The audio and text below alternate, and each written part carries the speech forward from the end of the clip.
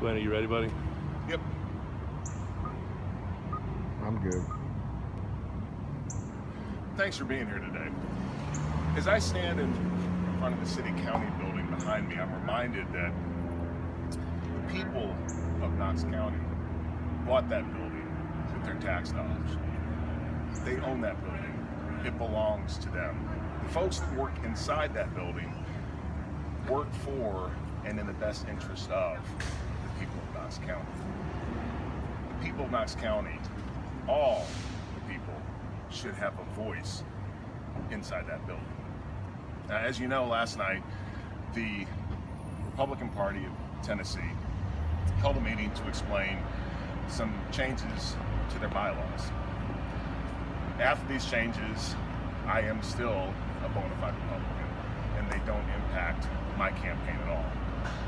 I do worry that these changes could impact people who want to run for office and make their voice heard in buildings like this one and other ones across the state.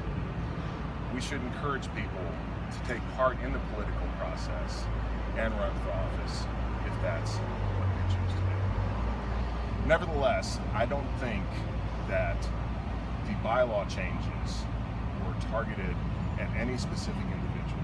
And I think that the State Executive Committee was acting in the best interest of the Republican Party and the people of the state of Tennessee. I just happen to disagree.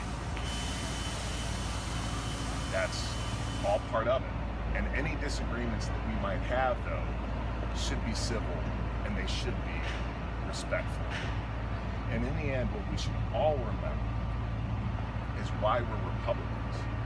And the reason that we are Republicans is we believe that the values of the Republican Party, the promotion of the free market, the preservation, conservation, and celebration of our founding documents like the Constitution and Declaration of Independence and the Bill of Rights, all of these things, and the rejection of collectivist ideologies that have led to economic ruin and human misery around the world, all of these things are good for America, and they're good for Knox County.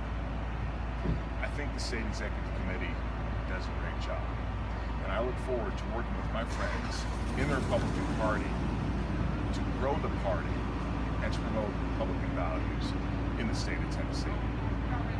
We face some serious issues.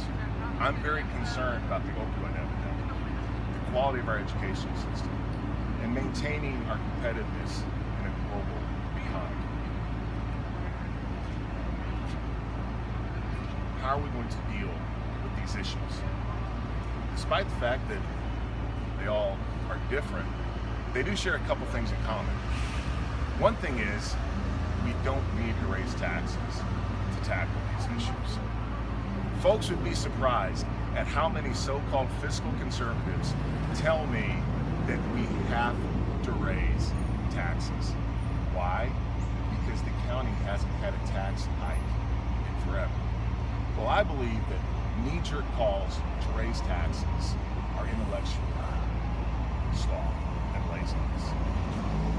Instead of raising taxes, we need to explore ways to cut spending, cut waste, improve inefficiencies, and most of all, I think that we need to get out of the, well, we've always done it that way kind of thinking.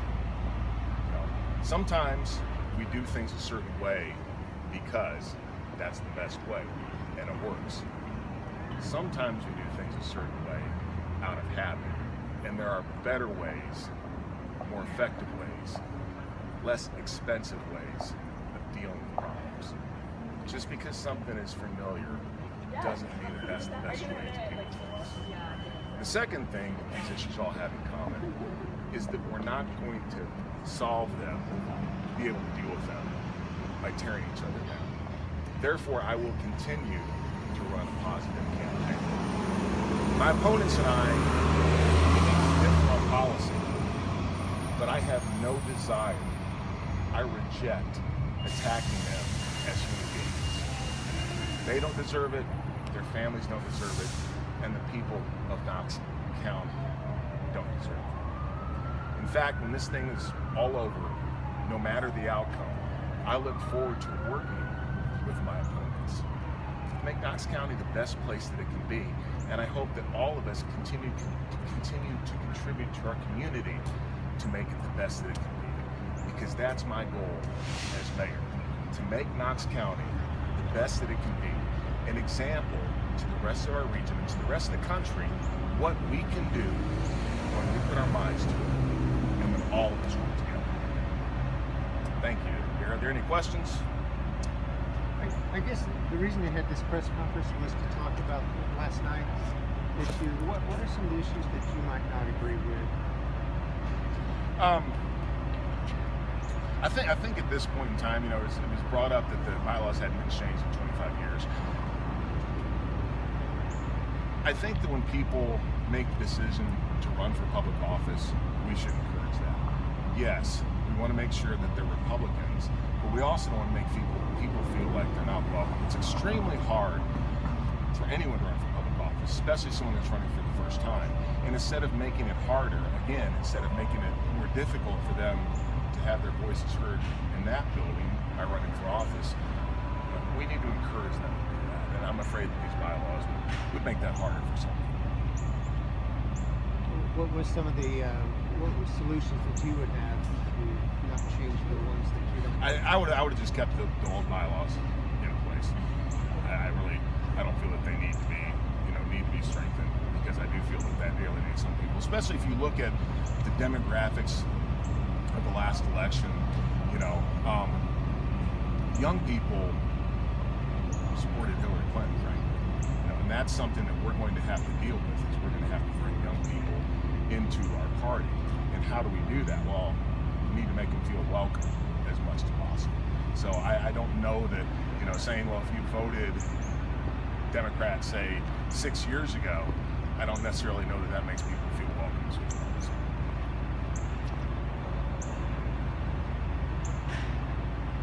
Brian? Well, in some situations, like I think Jason Zachary was mentioned last night. Somebody who hasn't voted, right, but then they want to run for a congressional seat. Right. Do you see that as probably one of the reasons that maybe the state executive committee saw the need to do that? I don't know. I cannot. Again, right, they made a decision. Right. Some people agree with it. Some people disagree with right, it. But they had to make a decision right, in the end. And I don't know specifically what went into that. Again, I think what happens is, a lot of times people aren't involved in the political process, and then there's an issue that piques their interest, and they really want to get involved. right, And then they're hampered because, well, you didn't vote, for the past essentially however many years, and that's where it becomes problematic. On the other hand, I understand where the state executive committee is coming from. Right. You also want to make sure that those people represent the values of the Republican Party. So I don't think there's any easy answers, but again, I don't know, if it was spawned by any particular event, and I certainly don't think that it was aimed at any particular person. Well, yeah, because your record is pretty clear. You voted Republican consistently for about the last 15 years. Yeah. You've contributed to the county party. You've contributed to the state party. Do you think that there was some people that were trying to throw you in because of your celebrity status? I think anytime that my name is on something because of my celebrity status, it tends to get higher ratings. I think it always makes a better headline when it involves me as opposed to just this is a change. So certainly we didn't want to be involved in that, right, because as you said, we didn't have a dog in that fight.